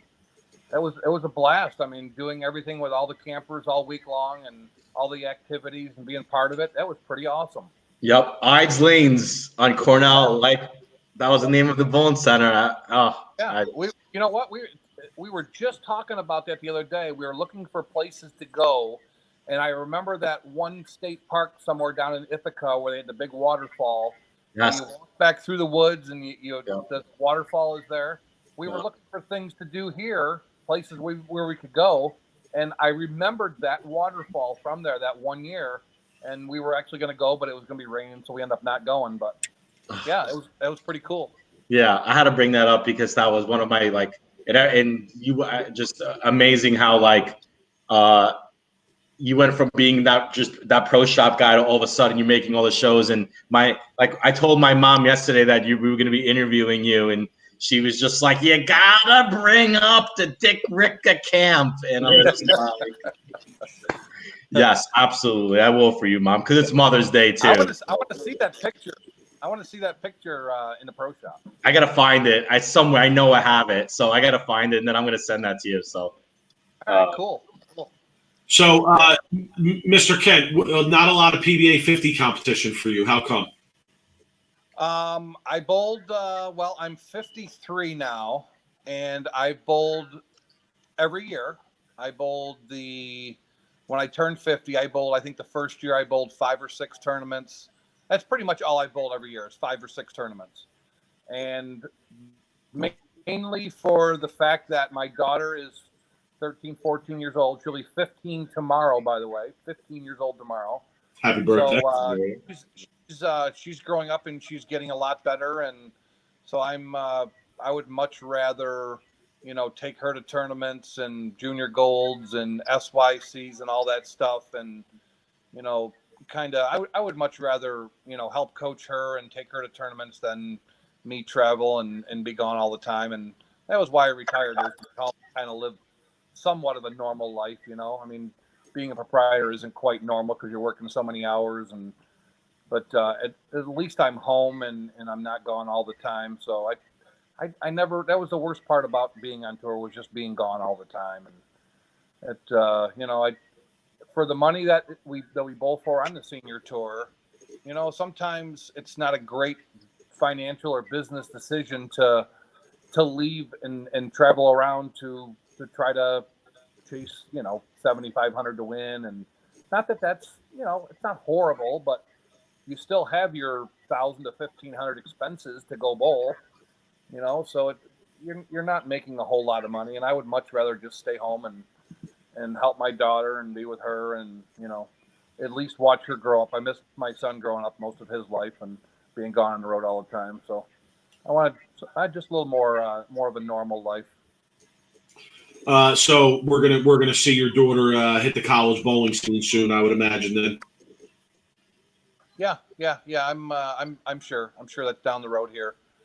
She's getting better and better, and starting to mentally understand the game better and learn that part. Her fundamentals are extremely good, and I try to drive that into her, instill that into her like it was me, and she's really starting to get it and understand ball reaction a little more, and so it's coming along pretty good. And your son obviously already had an amazing college career at Robert Morris. I believe he was part of a team that won a national championship there. I know you kind of followed them around somewhat, helped them out a little bit here and there, I'm sure. So you had that experience already, and probably looking forward to that with your daughter coming up, I would imagine. Yeah, it was fun. I took part in a couple of the years where I came in and helped them out during sectionals and national championship, and just kind of was just like another eye for them and give a little opinion here and there on equipment and stuff like that. And yeah, it's I'm looking forward to her college career coming up and assisting if I can. If not, then I'll just be a dad and watch and clap and I'll do what I can. Hey, Doug, it's not too late to make her a two-hander. I was going to say one-handed or two-handed. You almost don't have to ask DougKent, but I got to check anyway. Hey, it's just a matter of time before we start seeing some really good female two-handers. Yeah, they're absolutely. Coming. They're coming. Absolutely. Yeah. That'll be awesome. We're gonna have a female Belmonte in a near distant future here. I mean, it's coming. It's coming. That'll be interesting. When you were around Marshall Kent at that time, he bowled with your son in college. Did you see the talent there that he's kind of grown into? Yeah, he's phenomenal. He is definitely one of the next future superstars. There's no doubt. He has incredible tools. He's got the whole game. He can do anything he wants. I think a lot of it comes down to mental stuff, and a lot of it is discipline, mental discipline, patience, being a little more patient at times. But as far as his skills, oh my God, there's very few that are more skilled than him. But it's just a matter of putting it together. I've said this story numerous times that in my 20-year career on tour, I saw so many talented players come through and have really short careers. And it wasn't because they weren't talented. It's because they just couldn't figure things out mentally and how to get out of your own way. Sometimes they just get in their own way, and you can't think the right way. And it's tough. I mean, you get out there and you get a few weeks under your belt where you don't cash or don't make a finals, and money becomes an issue, and you start to just lose control mentally, and the pressures of trying to make things happen, and it beats you down. And I've seen a lot of guys, a lot of talented players come through that they just get beat down so much mentally that they just can't survive it. Mike, a lot of them have gone on to just quit bowling completely, and they were so talented. I mean, it's unbelievable, like how much underrated the mental part of the game is these days, because all you really hear about from a bowler is either their equipment or their physical game. But you don't see a lot of bowlers working on their mental game, and I feel like it's such an underrated part. And then as a bowler myself, when I was competing, I went to see a golf psychologist who worked with me for about 2 months, and the strides they made in my own personal game just from working on my mental game was unbelievable. But Mike, is it safe to say like Doug is like the Yoda of bowling? Like I would. Well, yeah. I mean, listen, it's obviously he's been there, right? So he has that background and understand what it takes to get to that level. I wanted to ask him quickly, kind of in reference to that, about the new role that you've had with Storm recently. I've seen you out there kind of repping for some guys, giving advice, and it's interesting. Your name comes up a lot. Like I heard Jason Sterner mention your name about some changes that he made that led to some success. And your name comes up with guys in terms of helping them out. So Talk about that role a little bit. How'd you get into it? What have you experienced? Yeah, it's an interesting role actually, and it actually turned out to be a little more difficult to me than what it is. You have to learn. It's not so much just about balls and helping them with lane play and stuff. It's understanding their personalities. It's understanding how they react in certain situations and understanding their thought process and what they like to see, understanding their misses. What do they tend to do under pressure, or just their thought process really. And that's probably the hardest part, and that takes time to learn them and try to figure out what they're thinking in certain situations so you can help them the most at that time. And it's completely different than when I was on tour, because the formats nowadays, everything nowadays is really like a sprint race to them. So it's very difficult for them to have patience, because I have to strike right now. If I don't strike right now, I'm going home right now. We're talking 14 to 20 game formats as opposed to 42 to 48 game formats when I was bowling all the time. So all these really, really short formats and shorter season where you only got maybe 15, 16 tournaments, you got to get your living for that year in 15 weeks, whereas we had 32 weeks. So they got to get it all right now. We don't have time to be patient and sit back and relax and wait for it to come. It's got to be, I need to figure out how to get my ball to strike right now, and I need a 7-bagger. And it's hard to be patient with such a short format. So I'm learning that part more than anything else. And and I've come to understand that it's harder to have patience when everything is a sprint race. And listen, if you don't get it in these 15 weeks, you don't have any income coming in. You know what I mean? So the pressure out there is real. But so much of it is learning the bowlers, learning the players, and what they do and how they think is huge. I mean, that's how we can help them the most. And it's not just me, the other reps too. It's very helpful to understand them and not just, it's not all technical, some of it's just their personality. Okay. Listen, we greatly appreciate the time. We're going to wrap it up and get you out of here. We just have one last question we ask everybody who comes on the show the first time. What is your favorite ball ever? Oh, my God. My favorite ball ever? That's an easy one. Black Widow. Okay. Actually, there's two. Black Widow and the V2. We've heard that one before. Yeah, V2 and Black Widow. Yeah. Okay. Yeah, those were good balls. Made a lot of money with those babies. See, it's about the money, not about the titles. He remembers the ball. Here we go. Titles, with you feel me on that? Okay. Here we go. Well, all right. Sometimes the ball can make up for your inefficiencies. Very, very true. Very true. I know that's right. Yeah. Should be the motto of the game today.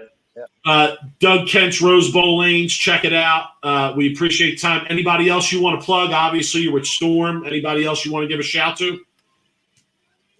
Listen, I just want to tell, all the bowlers around this country to please be safe. Take care of yourselves.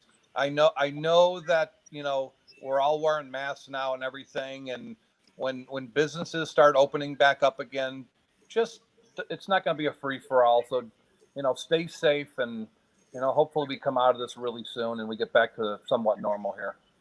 Yeah, absolutely. Well said. And listen, when things start to get back to normal, we wish you luck with the bowling proprietor business. And obviously, we all want to see things come back full-fledged and, everybody get back to normal in the bowling community as well. And don't forget, that the Bills are gonna win a division. Oh my God! And we're going to the Super Bowl, and we're gonna beat the Tampa Bay Buccaneers and Tom Brady. Let me put that hat up here. Oh my God, are you serious? Well, you live there, so that's all right. It's an interesting connection between myself and the Bills. The Bills coach, Sean McDermott, graduate of LaSalle College High School. That's my alma mater.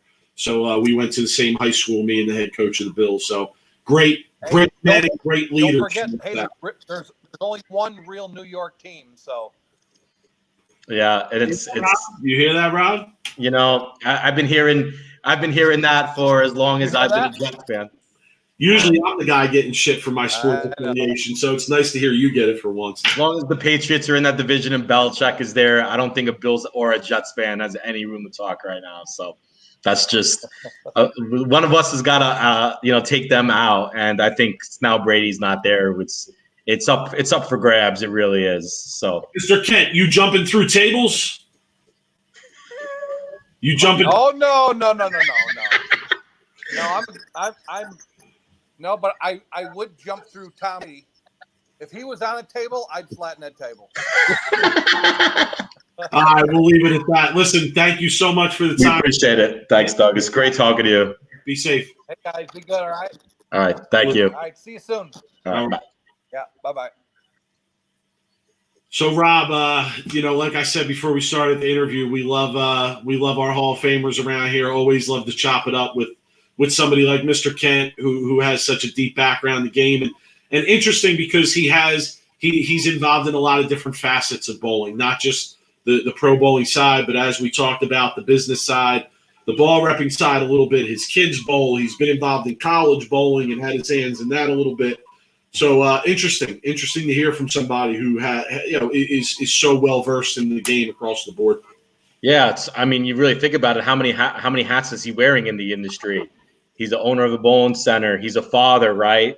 He's also a player. He's somebody who, if I was running a bowling ball company or if I was a PBA tour, he would be one of the first calls I might make to help me make educated decisions when it comes to bowling, right? And he's an awesome guy too. So it's just one of those things where you could have a beer with Doug, you could talk bowling, And when I was listening to some of the interview, I was thinking to myself, man, how cool would it be to be his daughter, and you have a Hall of Famer, a guy who throws it probably one of the best physical games ever, right, on the PBA tour, giving you advice on what you're doing, what your swing looks like, and dude, for him to talk about the mental game was awesome because, dude, he's like Yoda. He's just talking so much about mentally and how when the lights came on when he was on a TV show, how dude, they had to tap him on his shoulder it was his time to go.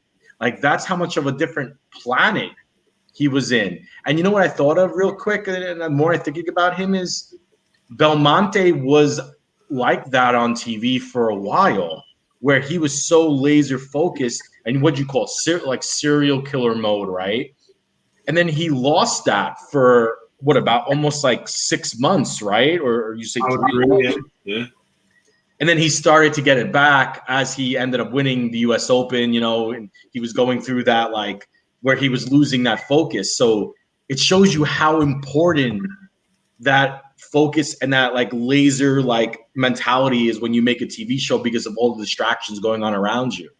So when you see a player lose their focus when they're getting up and throwing it, or you see a Rash or a Barnes and they're balking, right? I'd love to see the stats to see how many times DougKent balked on TV. I don't remember. I'm just saying it often, but no, and I think if you go back and you watch some of his shows, you can see that level of focus. You can it's just zoned in, right, and zeroed in on what was going on out there. And obviously, the guy's one of the greats to ever throw a ball down the lane. Even by the standards of competition on the PBA tour. So I thought his, I know it wasn't a long part of the interview. It was kind of just an aside comment almost, but I found his comments about league bowling and the differences between league bowling and competitive bowling and what a difference there is and how there's that disconnect. Very interesting, Rob, especially after we just heard from Bo Burton, recently kind of saying the same thing. So that was one of the more interesting parts of the interview to me there to hear him say that as a bowling proprietor. And, to hear him say that he really doesn't know how you back that down at this point or how you dial that down at all at this point. So yeah, it's a tough question, and obviously, getting into that conversation again, Rob, that we've had, I feel like on almost every piece of content we've produced lately, getting into that idea of bowling coming back, and what it's going to look like, and when that's going to happen, and what the effect is going to be. Some of his comments were somewhat concerning to me about the health of certain bowling centers or the health of the industry in general. So yeah, I definitely, hope to see things make a full recovery sooner than later, right? Oh, I mean, it's the bowling's on a lifeline right now, and I don't think people really realize it. Yeah, that's what I'm saying. Like, to hear him talk about it, somebody who's deeply on the inside of it, right? And I'm sure he doesn't, was trying to be somewhat positive there in his comments, and I think there was still a lot to read into there. Very interesting for me, but concerning as well, I think. So. An interesting interview. We always love having the greats around here. Well, Dougie.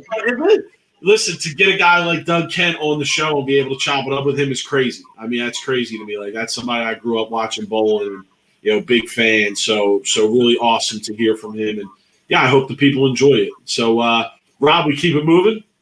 We'll always keep it. I can't say it anymore. So yeah, we're gonna just move forward with the show. Come up with your own phrase, son. I know, I do. I told you, bada bing, bada boom. No, that's whack, dog. That's whack. All right, Rob, that's what we got for the people tonight. Yeah, great episode, really. I think a lot of people need, is 2020 ever going to end, Mike? I feel like, people really need this content right now to take their lives away from just even if it's an hour and a half or 2 hours away from what's going on out in the real world right now. Man, just let's survive this year. Like, seriously. Yeah, I told you I've been reading a lot. That's how I've been taking my mind off things and killing some time, reading a lot. American Kingpin, great book. If anybody wants to pick it up, I think I recommended it on the last episode too, but check it out. Good book, good read. So yeah, Rob, I agree, man. I hope people enjoy it. Everybody stay safe out there. As always, sweep the rack on all social media platforms. Check us out. We do talk more than bowling, Rob. We do talk more than bowling on our Twitter accounts. Check us out there. Shoot us an email, sweeptherack@gmail. If you want to come on, if you're in the industry, outside the industry, you want to make a recommendation about the show, hit us up. We love getting the emails. And Rob, be safe, man. Be safe out there in Chicago, just like you told people, right? And I believe, Rob, we'll all get through this, right? 2020's off to a rocky start for sure. But yeah, I think in the end, we'll all figure it out. I don't have all the answers, but we'll figure it out. I don't either. Be safe and be smart, people. All right, man.